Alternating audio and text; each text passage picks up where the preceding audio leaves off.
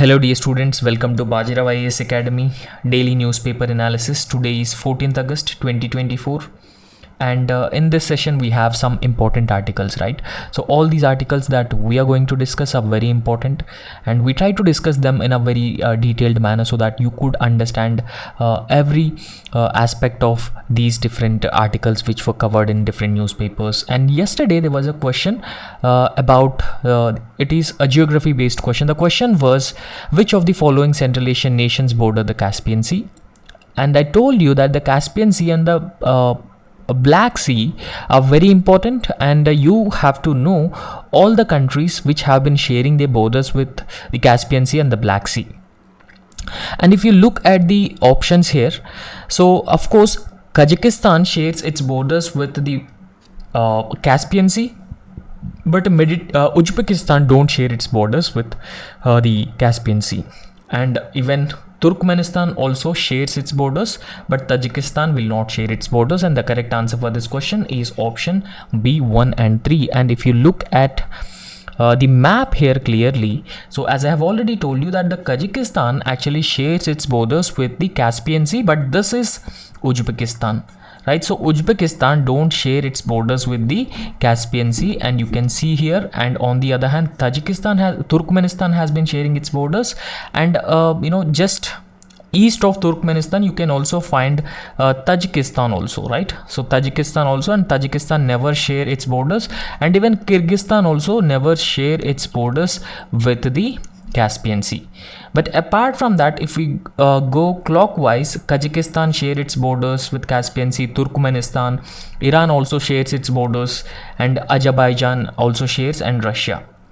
So these are actually the 5 countries with which Caspian Sea actually shares its borders. So therefore the correct answer for this question 1 and 3, that is Kazakhstan and Turkmenistan. So try to identify in a similar manner Black Sea also. What are the countries which have been sharing their borders with the Black Sea? And there is another prelims practice question, and this is also a very important question. So the question is, Kedarnath Singh versus state of Bihar, case sometimes seen in news, it is related to which of the following things? And it is also a very important question because frequently this question is being asked, and frequently this is also in news. And the options are A, preventive detention law, B, section 124 of the Indian Penal Code, C, right to personal liberty, and D, section 377 of the Indian Penal Code. Right, so try to answer this question in the comment section, and the correct answer I will be providing you in next class.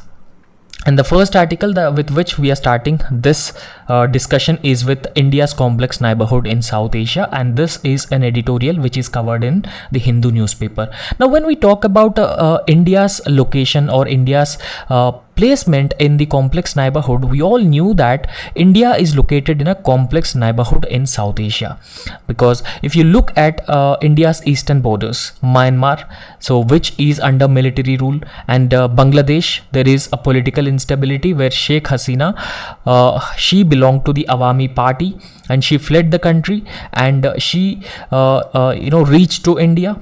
And after that, if you look at our northern borders, Bangladesh, Taliban 2.0 came to power in Bangladesh. Afghanistan, Taliban 2.0 is in power in Afghanistan, and there is also a kind of a political instability and military control. So in Pakistan, military has been indirectly controlling the civilian government. So therefore we could also call Pakistan has also facing the political instability, and Sri Lanka also recently experienced the economic crisis, and that has also led to the President Gotabaya Rajapaksa fled to another foreign country. So we could see that India's neighborhood is a complex neighborhood. There is a political instability, military rule, and a lot of other problems. Now in this context, what should be India's prudent foreign policy going ahead, especially with its neighbors? Because we have a policy called neighborhood first policy, right? So this neighborhood first policy was launched by the present NDA government in the year 2015. Now, as part of this neighborhood first policy, how would India navigate this complex neighborhood in South Asia? It is very, very important, because before we are thinking about becoming a global power, first we need to ensure that India is a dominant player in the South Asian region. But due to the complex neighborhood, we cannot prove ourselves as a dominant player, right? So an influence, a power which is an influencer in the region. Right, so if you start this article, so from the start of this decade, especially from 2021 onwards, now what has been happening is, so India has been receiving several shocks one after another within India's neighborhood. For example, starting from capture of Afghanistan by Taliban 2.0, that is also a rude shock for India, because it is felt that Taliban, once it came to power in Afghanistan, it would give a fillip to the insurgency or militancy in Jammu and Kashmir, and that would poses a security threats for India in the Jammu and Kashmir. And apart from that, what about India's investments in Afghanistan? Because India has actually invested a lot in Afghanistan. For example, if we talk about India's investments, there is a Jaranj-Delaram highway that was constructed by India. And what about the Salma Dam, which was also constructed by India in Afghanistan? And what about the parliament building that was constructed by India in Afghanistan? So India has actually invested a lot on political stability and establishing a stable democracy in Afghanistan. But Taliban 2.0 and even now Pakistan has been substantially dependent on China, and Pakistan is also under a deep debt from China. And apart from that, there is a political instability that we have been observing in Pakistan, and this political instability, along with that, the military has been indirectly controlling the civilian government. And that is also another major problem in India's western neighborhood, because when there is a political instability in Pakistan, so it would further increases the cross-border terrorism or state-sponsored terrorism, and that is a concern that India has been dealing with from several decades. And Sri Lanka also, we have seen that there is a political instability in Sri Lanka, and economic crisis also Sri Lanka has gone through. But unfortunately, what happened in Maldives also there was an anti-India government that came to power. And this is also concern the anti-India government, which was led by President Mohammad Moiju when he came to power, or when he became the president of Maldives. So he asked India to immediately withdraw its military from Maldives. In fact, he issued an ultimatum for India to withdraw the military forces from the Maldivian territory. And in fact, this Mohammad Moiju also had a military agreement with the China, and that is particularly a concern for India. And we should not forget Bangladesh also, and there is a huge political instability in Bangladesh as well, right? So Myanmar has also been under the military junta. So in this context, we can justify this heading that India is located in complex neighborhood, and India has to deal with all these neighbors one by one in a very careful and cautious manner, because that is very, very important here. Right, so there have been some other events. For example, there is an electoral change in Maldives where Mohammad Moiju, so we all knew about this person, where this person has issued an ultimatum for the Indian government and Indian military forces to withdraw immediately from the Maldivian territory. Right, so election took place in the year 2023, and pro-India government was replaced by the anti-India government and pro-China government in Maldives, and that would be a detrimental for India's interests, because earlier there was a government headed by Ibrahim Soli, and he adopted a policy called India First policy. Right, so India First policy was the policy of the previous government of the Maldives, but when Mohammad Moiju became the president of Maldives, he immediately scrapped the India First policy, and he started engaging very, very closely with China. So Maldives signed a military pact with China when Mohammad Moiju became the president of Maldives after 2023. And apart from that, in Nepal also there is a kind of a political instability, because there are number of coalition governments which form the government, and after 1 year there will be another government which stakes the claims to form the government. And in fact, this Nepal, an India friendly government who is being replaced by KP Sharma Oli, who is a communist and who is also a pro-China leader, and that is also particularly concerning for India from the Nepal side, because in recent times Nepal became part of the Belt and Road Initiative that India strongly opposes, because it has been violating the sovereignty and territorial integrity of India. This is one reason. And apart from that, the projects that are being constructed by China as part of the Belt and Road Initiative, they are not sustainable in nature. In fact, all countries, most of the countries which are part of the BRI have been under the huge debt from China, and in fact China is also accused of adopting the predatory foreign financial policies, and in fact under this predatory financial policies of China has been giving a huge debt to a country which are part of the Belt and Road Initiative. So when the borrowing country not able to repay the loan, China has been acquiring these strategic assets from those respective countries, and one such example was the Hambantota port in Sri Lanka, which was acquired by China for 99-year lease. Right, so there are a lot of such instances where China has been acquiring the strategic assets from the countries which are not able to repay the loans to China. And apart from that, we should not forget the Bangladesh, what has happened in Bangladesh, because it was a shock for Prime Minister Sheikh Hasina, former Prime Minister of Bangladesh Sheikh Hasina, and for that matter India also, because we all knew that earlier in Bangladesh there was a 30% reservation for the relatives of Mukti Bahini freedom movement in Bangladesh. So 30% reservation is being given to the civil services jobs or government jobs for the relatives of this particular movement. However, a student started protesting against 30% reservation, and they demanded scrapping of this 30% reservation, and over a period of time the movement became anti-Hasina movement, and that ultimately led to Sheikh Hasina's resignation, and she fled to India. And in fact, under Muhammad Yunus, there was an interim government in Bangladesh, but there are concerns that there are multiple factions who would compete with each other, who would fight with each other, and that would even lead to the civil war-like conditions and political instability in Bangladesh, and that would be a major concern for India. Don't forget that India has invested a lot in Bangladesh in terms of improving connectivity to northeastern region, right? So India, in fact, agreed to develop both Mongla and Chittagong ports, so essentially enhance connectivity to northeastern part of India.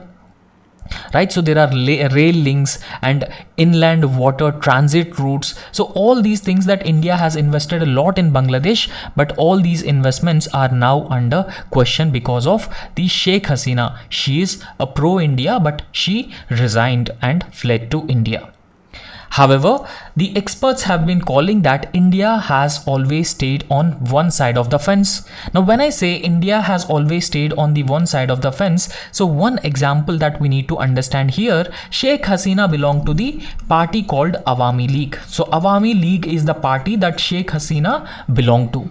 However, there is also another opposition political party, that is BNP, Bangladesh Nationalist Party. So this Bangladesh National Party is headed by Khalida Jia. So her name is Khalida Jia.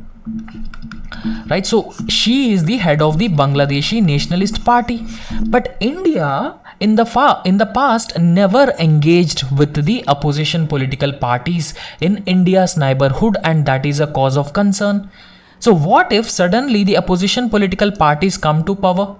So how could India manage its ties with those respective political parties or those countries which are under the opposition? Once they are opposition, Because India never engages with the opposition political parties, generally what happens is that the opposition political parties and their leaders adopts the anti-India stance, and once they come to power, so they clearly show this anti-India stance by appeasing China. And one such example is recent Mohammad Moiju incident and his pro-China stance.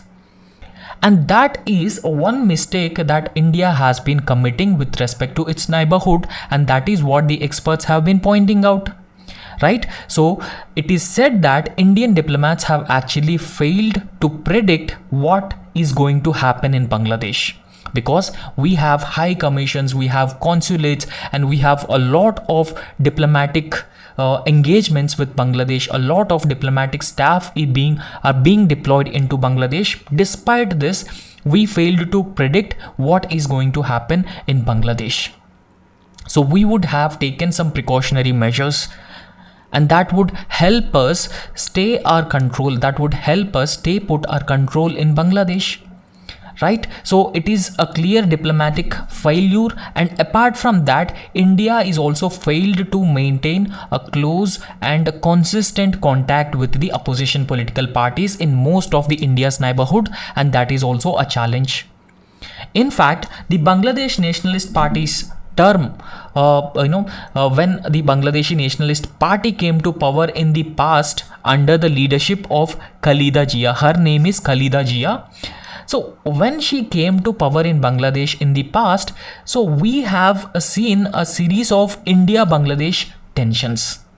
They have reached a peak when she was the Prime Minister of Bangladesh.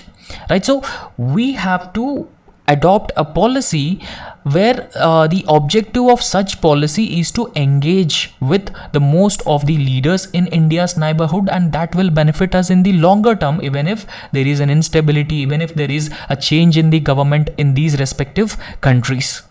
For example, during her tenure, there are a number of issues between India and Bangladesh, particularly issues like terrorism and border killings and illegal migration into the Indian side, and Indian security forces acting sternly against the illegal migration into Indian side.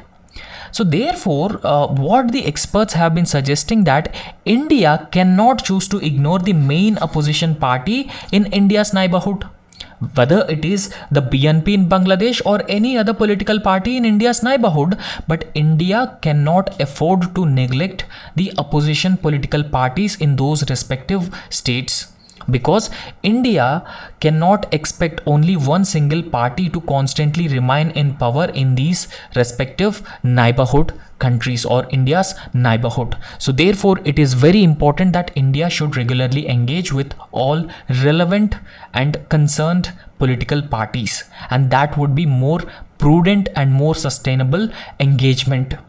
However, now when we specifically talk about Maldives, so it is not just confined to the Bangladesh, but when we talk about Maldives, so he is the person, so he is Mohammad Moiju. So he is now the president, and he is also a pro-China Maldivian president. And he was the one, when he was elected, he ordered the Indian security forces or the Indian military forces to immediately withdraw from the Maldivian territory.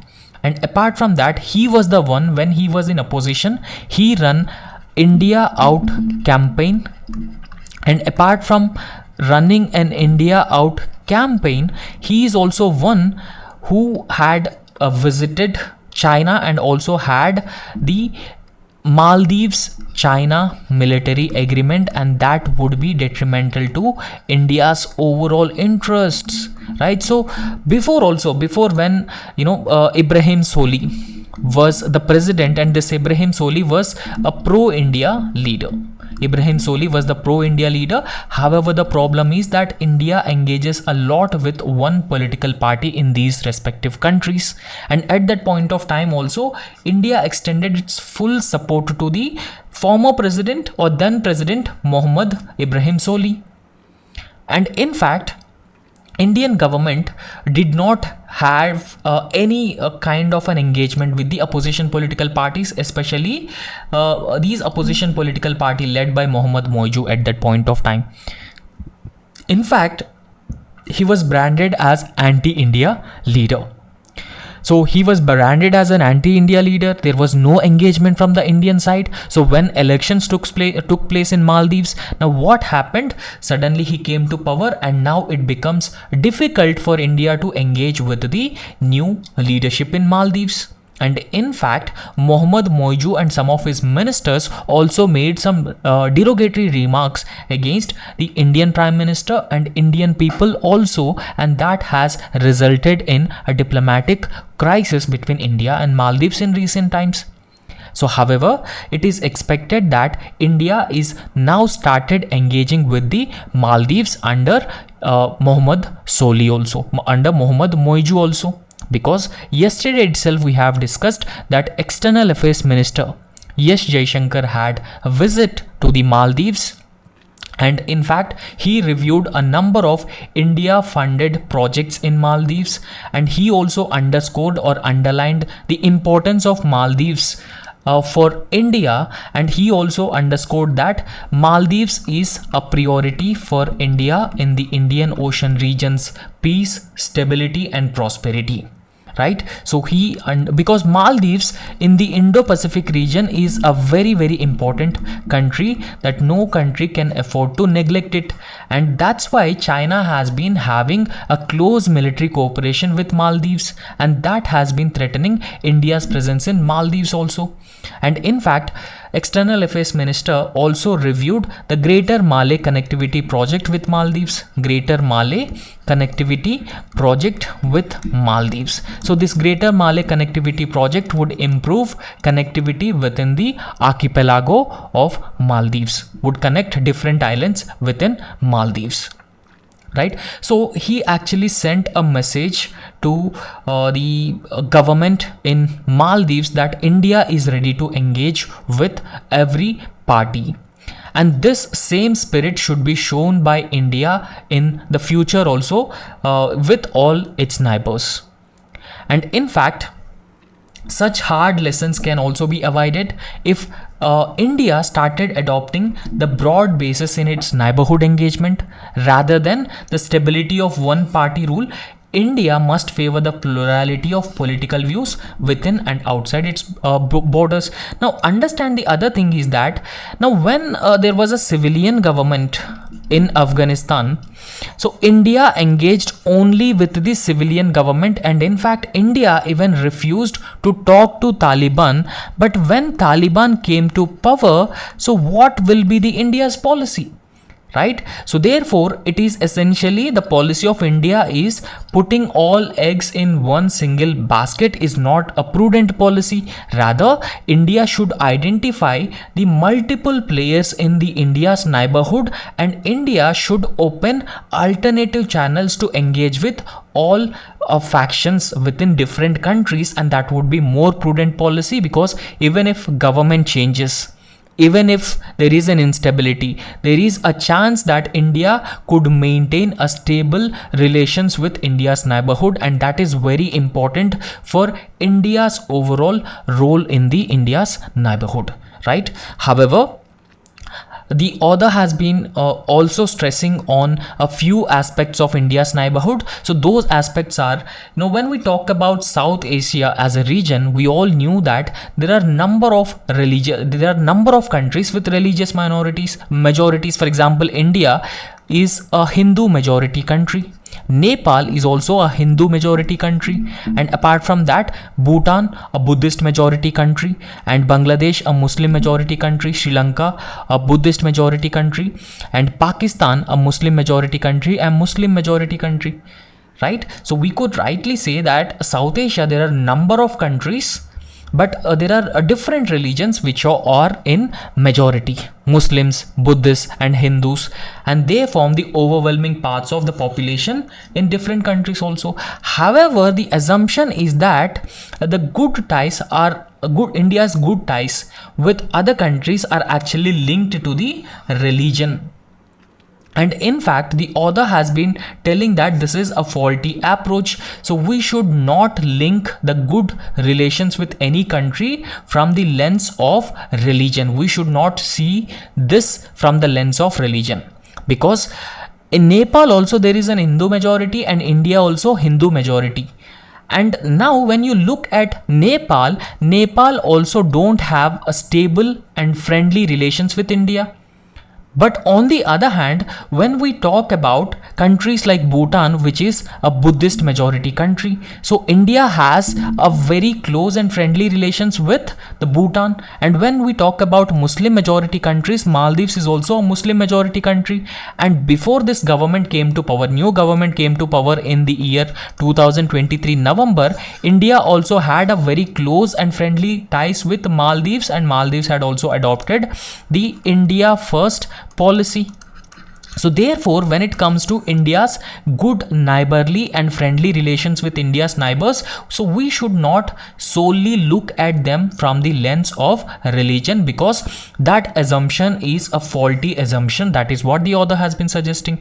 However, in recent times, there is a clear erosion of pan-South Asian mechanisms. Now, when we talk about the pan-South Asian mechanisms, so there are some mechanisms such as SARC, South Asian Association for Regional Cooperation, and Bay of Bengal Initiative for Multi-Sectoral Technical and Economic Cooperation. Now, SARC in recent times became largely ineffective because of the bilateral tensions between India and Pakistan, and there is also a huge trust deficit existing between all of India's neighbors. And they also have suspicions, particularly with respect to the Indo-phobia of these countries in SARC. So all these factors have made SARC ineffective.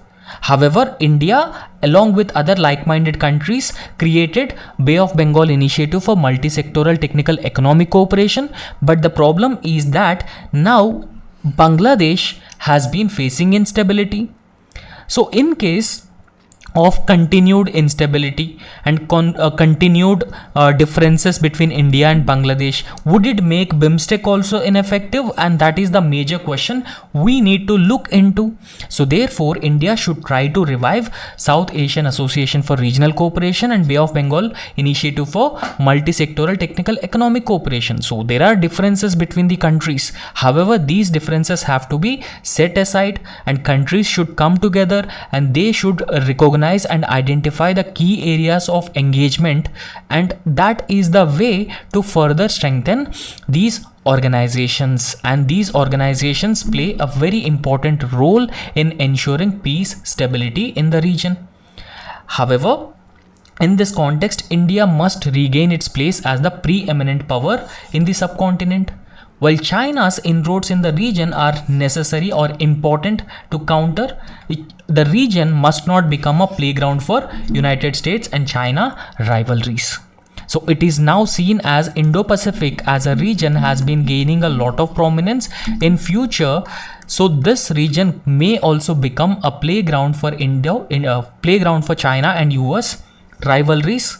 And India should not allow this, because they have no concern for India's interests in the region and beyond the region. Now, in this context, India must actively take steps to further revive the pan-South Asian mechanism such as SARC, South Asian Association for Regional Cooperation, and also look into the ways to engage with neighborhood without any external interferences. However, finally, when we talk about India's and its engagement with India's neighbors, so India, not just but all South Asian countries must focus on certain common lessons that they have experienced, that they have learned in the past few years of conflicts within the region.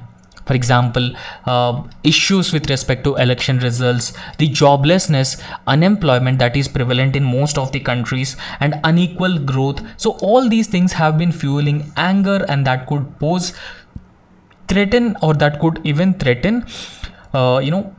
stability, peace, prosperity in the region, because that has been fueling the anger on the streets, and these things must be addressed, and India actually have a larger role to play in ensuring peace, stability and prosperity of the entire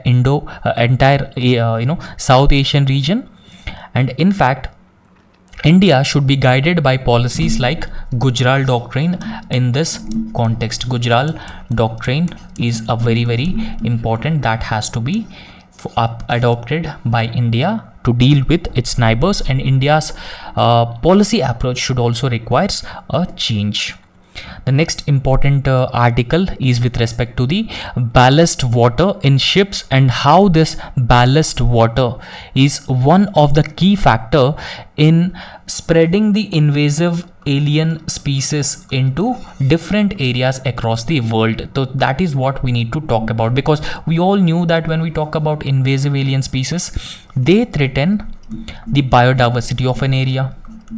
So right, they threaten the biodiversity, or it will lead to the decline in the biodiversity, and in fact the native species would be lost over a period of time. The endemic nature or endemic plant species or animal species would also be extinct over a period of time, right? So there are number of challenges with respect to invasive alien species and their rapid rise in new ecosystems. However, this ballast water in ships is one of the factor which has been contributing to the increasing spread and distribution of these invasive alien species. Now we will try to understand this. So recently the Tamil Nadu Water Resources Department has actually asked for 160 crore from the Kamarajar port in Ennore, that is located in Tamil Nadu, essentially to remove the invasive charu mussels. Remember, before also we have discussed about the invasive alien species charu mussels. So it is also called with a scientific name Mytella stringata, right? So Mytella stringata is the invasive alien species. In fact, so this invasive alien species charu mussels spread to the different water ecosystems across Tamil Nadu and southern Andhra Pradesh through the ballast water, especially the Kamarajar port in Ennore. Okay, so they have proliferated or increased near the port from ship ballast water. And in fact, these charu mussels are also damaging the marine ecosystems and even disrupting the fishing activities because of their rapid growth, their predatory nature, and even they have been destroying the native ecosystems by increasing their numbers at a very shorter period of time, and that leads to more competition within the ecosystems, and that over a period of time leading to the extinction of the native fish species. Native fish species or endemic fish species are very important to maintain the biodiversity of an area. Now, first and foremost, we will understand what is exactly the ballast water in the ships. Now, when we talk about the ballast water, there are a large commercial ships, right? So across the world there are large commercial ships which actually carries freight from one part of the world to the other part of the world, and these ships actually uses ballast water. So they actually have the ballast water, and this ballast water will help in maintaining the stability within the ships, right? So it actually adjusting their immersion levels when cargo is added or removed. So over a period of time, when the water is filled in this ballast region, it actually provides stability to the ships, right? So water is very often taken out and pumped into the ballast of the ships. So during the voyages of these ships, now whenever water is taken out, imagine that there is a ship and which has been carrying goods from South America, a country called Brazil, to Sri Lanka. Now what happened, in order to achieve stability in South American waters, the ship ballast would take some water, and when it unload the freight in Sri Lanka, it also releases the water. And that is where these invasive alien species have been entering into these ballast water, and then this ballast water is being discharged in waters near Sri Lanka or any other country for that matter, and that is how this invasive alien species are spreading across the world. However, historically talking about the ballast water, there were no controls at all with respect to the ballast water discharge. international level, national level, there are no regulations, there are no guidelines about the ballast water and the ballast water spreading or proliferating the invasive alien species. And one a critical aspect with respect to ballast water is that it can actually carry the harmful invasive species, and consequently it leads to the global regulations, and there is a need to establish global regulations in this respect. Right, so what are these invasive alien species? Invasive alien species are not native to an ecosystem, and they are deliberately or intentionally or unintentionally introduced into a new ecosystem, since because of the absence of the natural predators for any ecosystem, what generally happens, their numbers will increase enormously, and it also leads to the competition for food and other resources with the native ecosystem, and over a period of time this invasive alien species would win over the natural competition with the native species of plants and animals, and that's how they destroy the native ecosystems, and these also leads to the extinction of species. So in India, scientists have recorded nearly 30 harmful invasive alien species which are coming from the ship's ballast water. And among the most harmful in recent times, this charu mussel or Mytilla ringata. So this Mytilla ringata or charu mussel is the most dangerous one.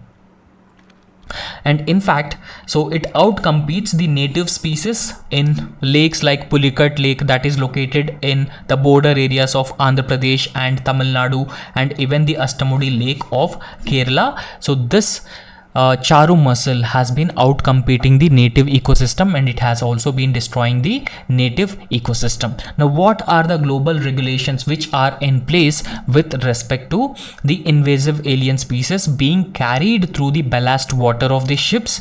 So there was a convention called Ballast Water Management Convention. This is the convention which deals with the ballast water management convention. Now, when we talk about this particular convention, it is a convention of the International Maritime Organization. There is an organization called International Maritime Organization. Its responsibility is to regulate the international maritime shipping or international maritime arena, and this Ballast Water Management Convention is a convention of IMO, and that has came into effect in the year 2017, and it is essentially brought into effect to prevent the spread of potentially harmful aquatic organisms and pathogens in ships' ballast water. So there is an international level convention to deal with the ballast water. However, in this context, so when we talk about this particular conventions, ship must treat the ballast water to remove or neutralize harmful organisms. Now, whenever any ship has been carrying the ballast water into it, so before discharging the water in an unknown or new ecosystem, first it has to treat the water inside the ship itself. So that would lead to the killing of any harmful aquatic organisms which are present in the ballast of the ships, and then this water should be discharged, so there will be no threat of these harmful invasive alien species or the aquatic species introducing into any new ecosystem. Okay, so in fact 97 countries have signed this ballast water management convention as contracting states. Okay, in fact countries like Australia and New Zealand have a very strict checks on this ballast water because Australia has a coral reef barrier which is known as the Great Barrier Reef, right? So it is a Great Barrier Reef of Australia, and when we talk about Australia and New Zealand, they are very, very sensitive with respect to the environmental conservation and environmental protection, and that's why they enforce a very strict measures with respect to the ballast water management and ballast water spreading the invasive alien species into the new ecosystems. However, in this context, we need to understand India's position. What is India's position in this context? So India is not yet signatory to the Ballast Water Management Convention. So therefore, because of that reason, there are no mandatory regulations in India for the ballast water discharge, ballast water treatment within the ships, and that is a cause of concern because it has been leading to the spread of invasive alien species into new ecosystems in India, and they are also destroying the existing ecosystems. Right. So next important article is with respect to the child labor in India. The International Labour Organization launched an initiative to end child labor. Now, child labor is one of the most,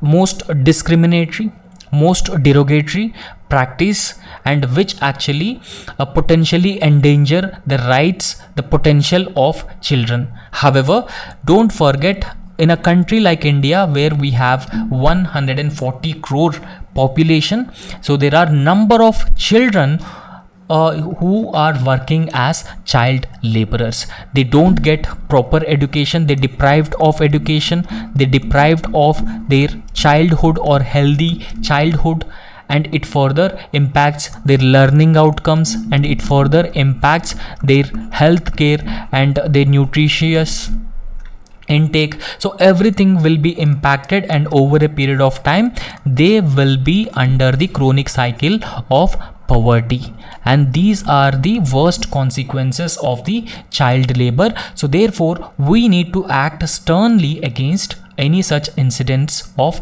child labor, because there are number of things where child labor is being involved because of poor regulation in India. There is a poor regulation, even though we have a lot of legislations which penalize child labor.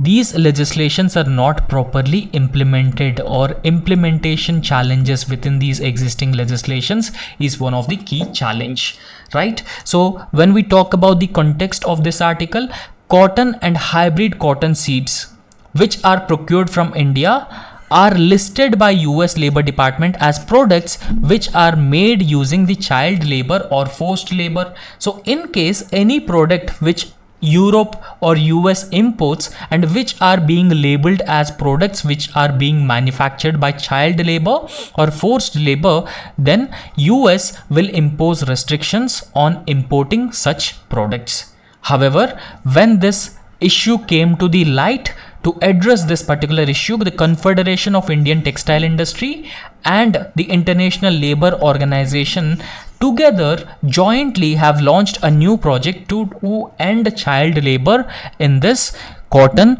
and hybrid cotton textile industry.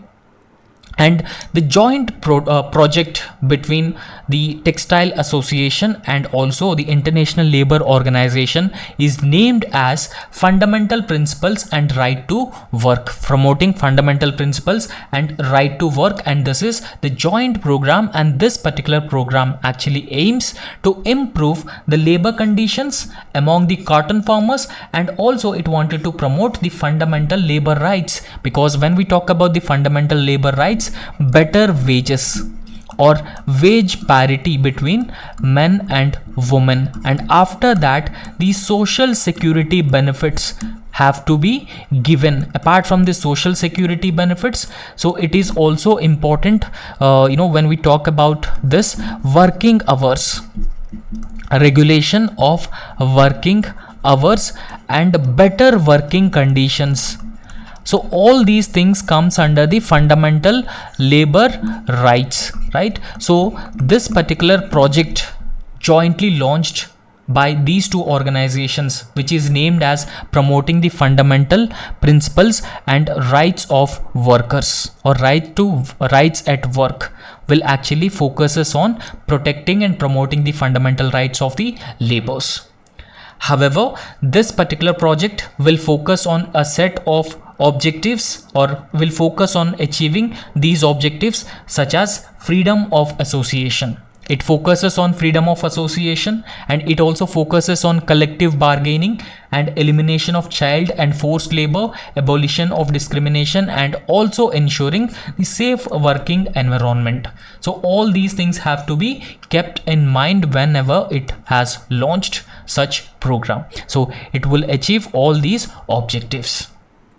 Remember, it essentially focuses on abolishing child labor or eliminating child labor in India, because it is a serious concern. However, this initiative will actually impact around 6.5 million cotton farmers across 11 states in India. By upholding this fundamental principles of right to work in the cotton growing communities can actually enhance or foster a more equitable, sustainable, prosperous environment for all the workers, right? So it will bring in more sustainable, equitable and prosperous environment for all the workers, and that would lead to the long-term benefits for the individuals and even the families, and it would help in further curtailing the issue of child labor. However, when we talk about this project, so this project is particularly aims to promote social finance and financial inclusion and bank linkages, right? So that is very important. Financial inclusion or providing institutional credit or social finances is very, very important for the farmers and agricultural workers, essentially to enhance their access to digital literacy programs, and also the financial inclusion would be done by providing access to such programs. However, in India, the problem is financial illiteracy. Financial illiteracy is the major problem that India has been experiencing. In order to address the financial illiteracy, what we have to do, we have to increase awareness, and we need to start education programs or education campaigns to address the financial illiteracy and ensure that more and more people are aware about the financial inclusion programs that government has already launched. For example, Pradhan Mantri Jan Dhan Yojana, right? So Pradhan Mantri Jan Dhan Yojana is a program that the government has launched to ensure financial inclusion of people. Now, what is child labor? We need to understand what is child labor. In fact, this child labor is defined by the International Labour Organization, right? So how it has defined? Now, when we talk about the child labor is a work that deprives children from their childhood, their potential and their dignity, and it is also considered harmful for their physical and mental development, and this is the accurate definition of child labor that is being given by the International Labour Organization. And we all knew that there are sustainable development goals. There are 17 sustainable development goals, and we also aimed at achieving these 17 sustainable development goals by 2030. And one of the most important sustainable development goal which deal with the issue of child labor is goal number 8.7. So this goal number 8.7 actually aims at ending child labor by the year 2025, if possible 2025, but by 2030 we need to end child labor in any form, and we need to protect the childhood. However, so in India, most of the child labor is can be seen in brick kilns across the rural areas, and the carpet weaving industry, garment making industry, domestic services, food and refreshment services, agriculture, fisheries and mining. So these are the potential hotspots of child labor in India. However, the problem is poor regulation and poor implementation of existing legislations which are aimed at eliminating child labor or penalizing child labor in India. So there are a few legislations which are aimed at dealing with or eliminating child labor. One is Child Labor Act Prohibition and Regulation 1986.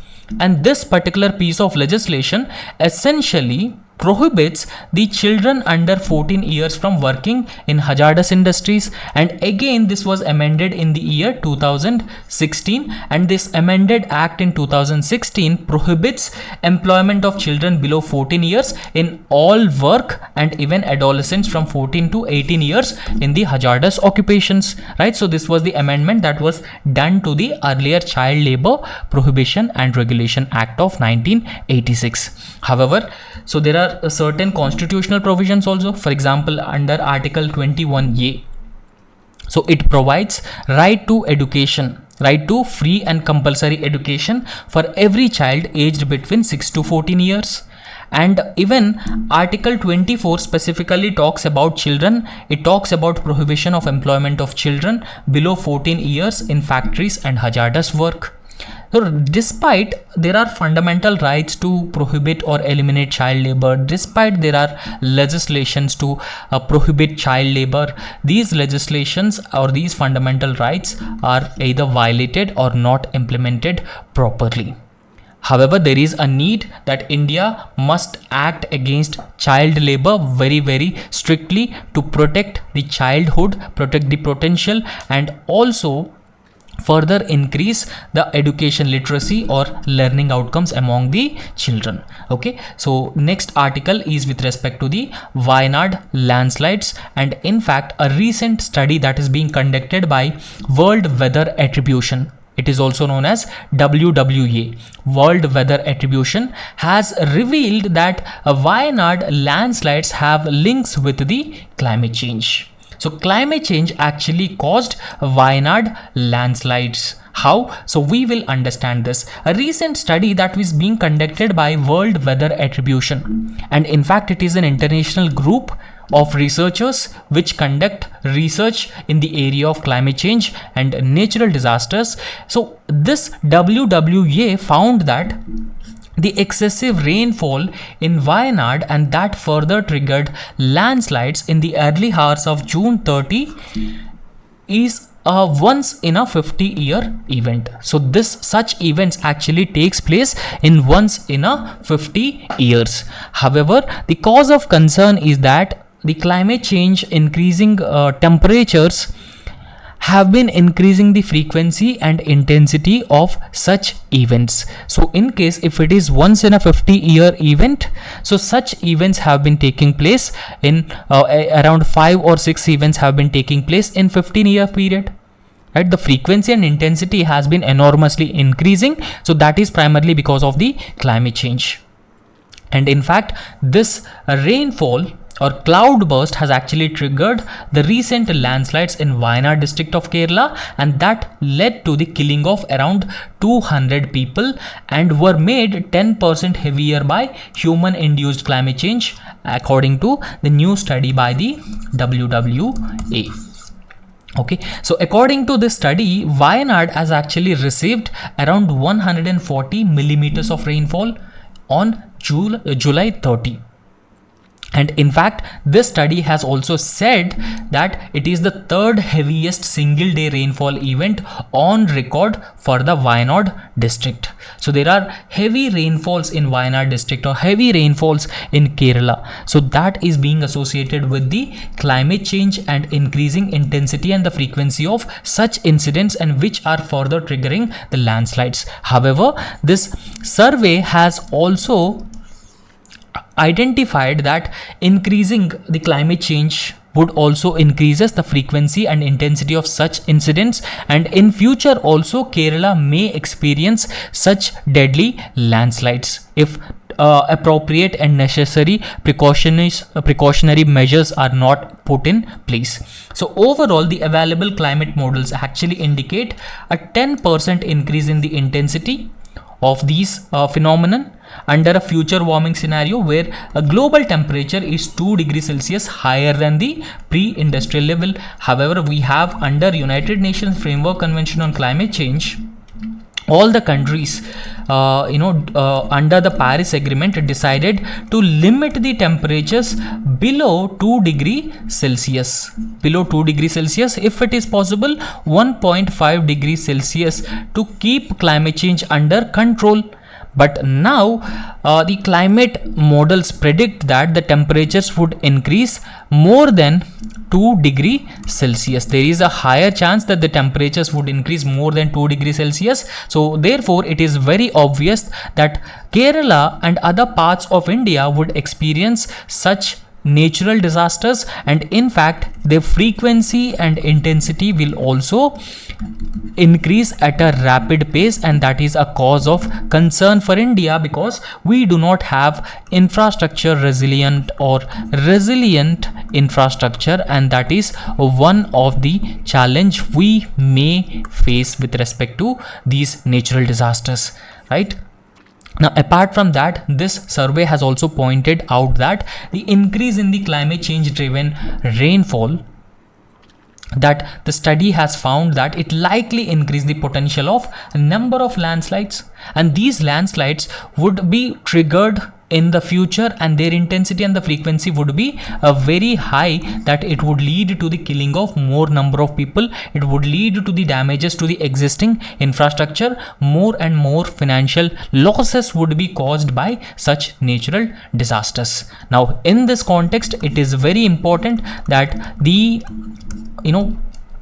study has actually quoted the importance of adaptation and mitigation with respect to such incidents, because at this point of time we cannot completely prevent climate change. Climate change is a reality and it has also been already taking place, but adaptation and mitigation is the only way through which we could reduce the vulnerability of an area to such massive natural disasters and their increasing intensity and frequency.